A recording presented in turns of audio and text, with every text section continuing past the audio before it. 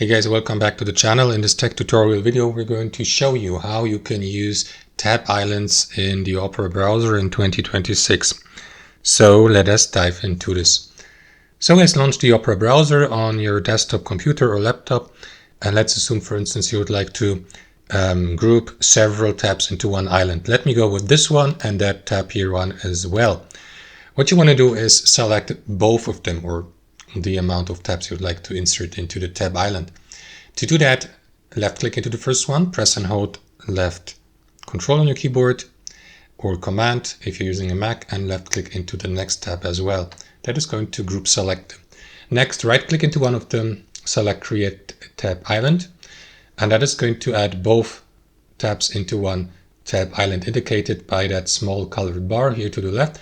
If you hover your mouse over the bar, you will see this option or menu, so you may assign a name to your tab island, assign a color, and you will see the list of all tabs that are part of the island.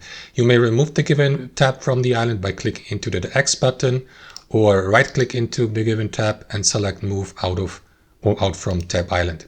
Also guys, what you want to do is, if you for instance click into that bar here to the left with your left mouse, the tab island may be expanded and collapsed like this, so that for instance if you have multiple of these tabs grouped into one island, they may be all disappear behind that first tab you will see here, for example to the right, indicating that there are more tabs in the given island. To expand it, click into it, and that's how you navigate through these tabs in that island.